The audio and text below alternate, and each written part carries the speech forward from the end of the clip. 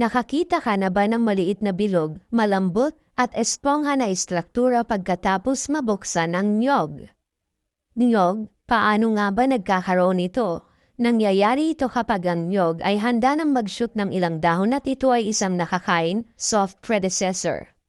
Ang bahaging ito ay talagang ang coconut cotyledon na kung minsan ay tinatawag na coconut embryo o coconut apple. Nasa punto ka na ba kung dapat mo itong kainin o hindi? Kung oo, kailangan mong malaman ang tungkol sa mga benepisyo nito sa kalusugan. Tapusin mo ang ating video para malaman ang lahat tungkol sa coconut embryo. Narito ang nakakagulat na mga benepisyo sa kalusugan ng coconut apple na nagsasabi sa iyo kung bakit dapat mo ito kainin. Ito ay immunity booster. Ang coconut embryo ay mayaman sa mga sustansya na tumutulong sa iyong katawan na bumuo ng malakas na kaligtasan sa sakit laban sa ilang mga nakakapinsalang impeksyon at sakit. Mayroon itong mga katangiang antiviral, antiparasitic, antifungal, at antibacterial na nagpoprotekta sa iyo mula sa panganib ng ilang nakakapinsalang impeksyon. Gumagana din ito bilang metabolism booster. Kung nais mong pagbutihin ang iyong kapangyarihan sa pagtunaw, kung gayon, dapat kang kumain ng coconut embryo dahil ito ay mabuti para sa iyong mga laman loob. Ang hibla na nilalaman nito ay lubos na kanais-nais para sa iyong panunaw, mabuting kalusugan ng bituka, at lalo na para sa isang makinis na pagdumi.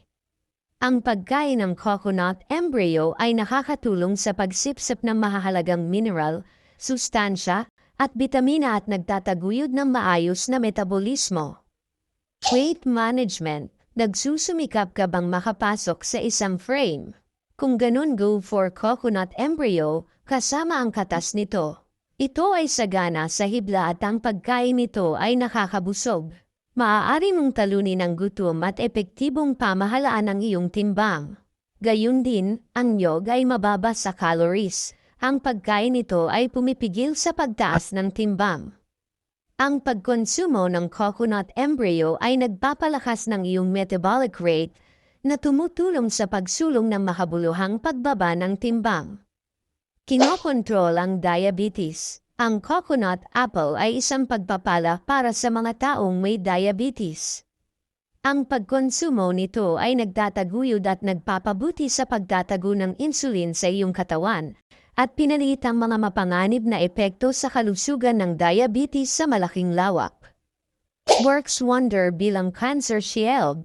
Kumbonsihin ang iyong sarili na kumain ng coconut apple dahil ito ay lubos na epektibo sa pag-neutralize ng mga free radical at nagbibigay ng proteksyon sa iyo laban sa panganib na magkaroon ng cancer.